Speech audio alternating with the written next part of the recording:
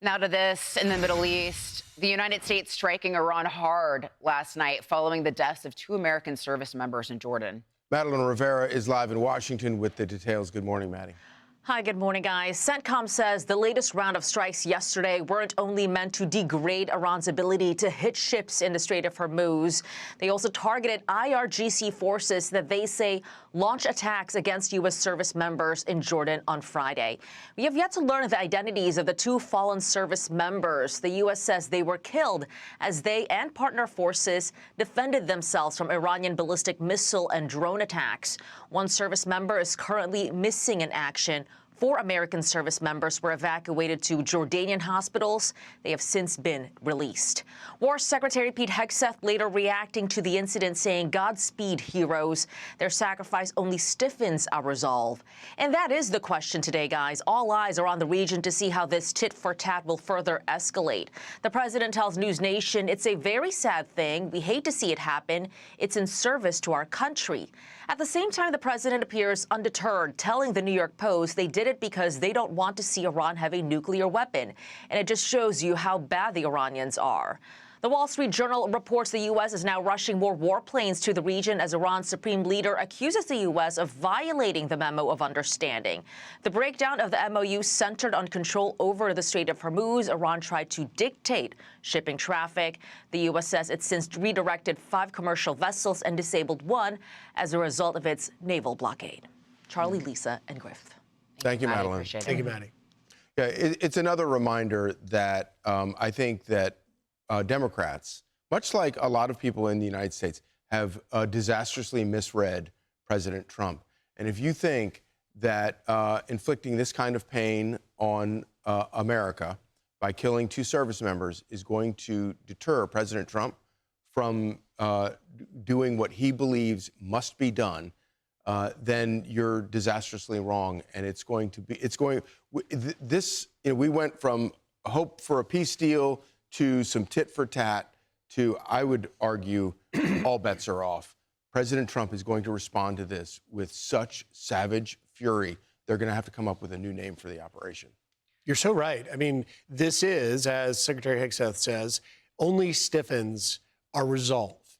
And while you are looking at the battle, which is what it is now, a battle for the Strait of Hormuz, and you're seeing so many of the strikes in Bandar Abbas and areas in the key port there in the Strait, in Iran continuing to accuse the U.S. of violating the Memorandum of Understanding. But then outside of the battle for the control of the Strait is the attacks on the Gulf countries like Jordan at that air base, which has killed, tragically, 2 of our U.S. service members. There is no daylight, I would imagine, in the Pentagon, in the Situation Room, about bringing the hammer down for this action. No, I mean, we definitely have to make them pay. You can't take our service members' lives and get away with it. I do worry about how do you de-escalate at some point in this, this escalatory trap. Originally this war was supposed to be weeks. Now we're into months. Does it turn into years? So I think that's just my broader concern. And, what does winning look like there? What are our critical objectives? I know we've been saying it's to deny them a nuclear weapon.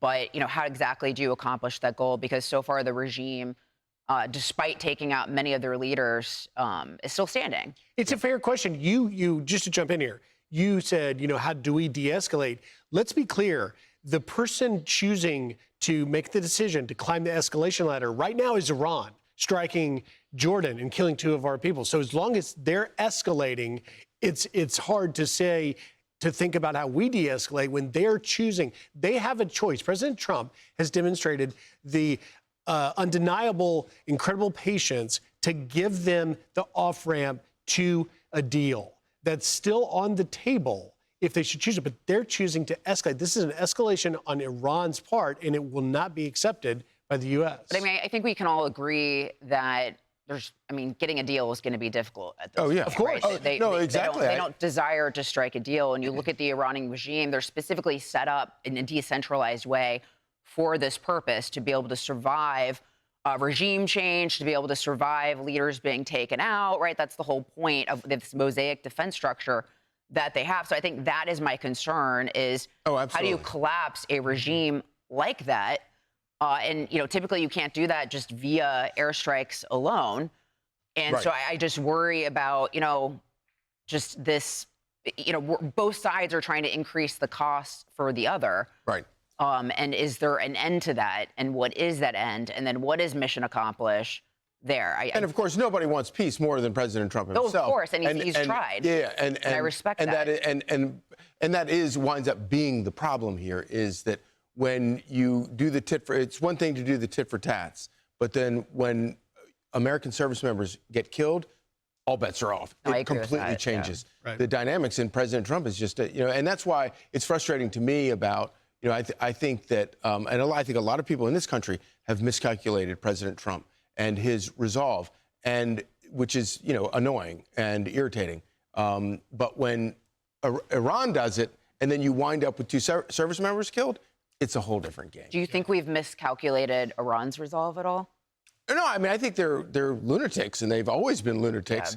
And I think that President Trump, and I disagree with people who say that President Trump's strategy has not been clear. I think his strategy from the beginning has been very clear about having to eliminate nuclear weapons. Now, whether or not we should have done all of this is obviously it's not a popular war, and people don't want to be in here. They want they are desperate for peace, but it is. But we're past that at this point, and this is going to make it impossible to keep that MOU back. I hear you.